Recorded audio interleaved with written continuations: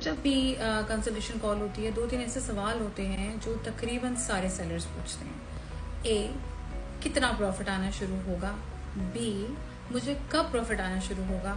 और सी, मुझे कितनी इन्वेस्टमेंट करनी होगी? देखिए, कितना प्रॉफिट डिपेंड करता है आप कितनी इन्वेस्टमेंट करते हैं। इसको इस तरह से समझिएगा कि अगर मैं किसी भी बिजनेस के ऊपर $100 लगाती हूँ तो $100 में से मैं 100% भी इन्वेस्टमेंट रिकवर करूँ और मुझे 100% प्रॉफिट हो तो मैं कितना कमाऊंगी? $100 कमाऊंगी। अगर मैं $1000 लगाऊंगी तो 1000 ही मेरा प्रॉफिट बनेगा। तो ये तो वो बात है, जितना गुड़ उतना मीठा। आप जितने पैसे लगाएंगे आपका बिजनेस आपको उतना ही प्रॉफिट बना के। दूसरी बात ये होती है कि प्रॉफिट कब आना शुरू होगा। अगेन इसको इस तरह समझिएगा कि अगर आपने वही $100 जो शुरू में लगाए थे वो $100 आपने लगा दिए, उसकी रिकवरी जल्दी हो जाएगी। इमेजिन कर लेते हैं कि 2 महीने में आपके पैसे रिकवर हो गए, 2.5 महीने में आपके पैसे रिकवर हो गए। अगर आपने $1000 लगाए हैं, क्योंकि अमाउंट ज्यादा है तो रिकवर होने में भी टाइम ज्यादा लगेगा।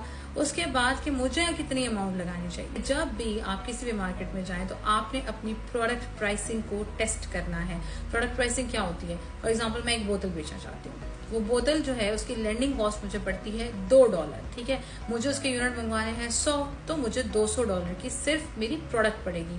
स्टोरेज सेपरेट है, अमेज़न की कॉस्ट सेपरेट है, फ्रेट सेपरेट है, पीपीसी के चार्जेस जो है वो सेपरेट है, और जो भी आपका वी है, जिसको भी आप पैसे दे रहे हैं, जो आपका अकाउंट संभाल रहा है, अगर तो कोई और संभाल रहा है तो उसकी भी आपको कॉस्ट बेयर करनी पड़ेगी।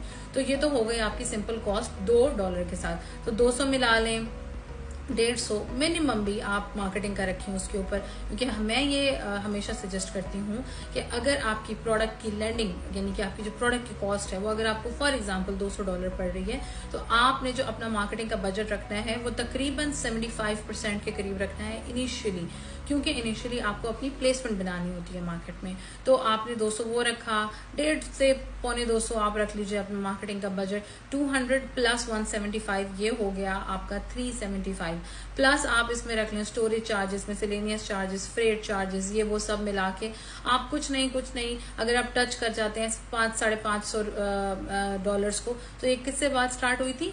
$2 से बात स्टार्ट हुई थी। इसी तरह अगर आपकी प्रोडक्ट $10 के हिसाब से है तो प्राइसिंग डिफरेंट हो जाएगी। अच्छा, ये प्राइसिंग जो मैंने आपको बताई है ये बहुत सिंपल प्राइसिंग है, इसमें कोई साइंस नहीं है। हमने प्रोडक्ट ली, हमने उसमें फ्रेट ऐड किया, हमने कहा जी हमारे जो दिखने वाले एक्सपेंसेस हैं वो ये सारे एक्सपेंसेस हैं, ये हमारे प्रोडक्ट पे लगेंगे, इतने में हम प्रोडक्ट बेचेंगे और ये हमें फायदा या नुकसान होगा।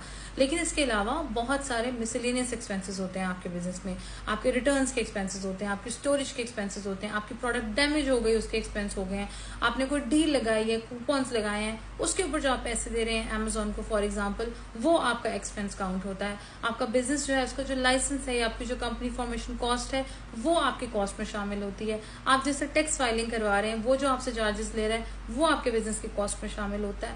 आपने ट्रेडमार्क कराना है, आपने कोई भी और पैकेजिंग करानी है, आपने कोई भी सर्टिफिकेट लेना है, ये सारी चीजें आपकी प्रोडक्ट की कॉस्ट में आती हैं।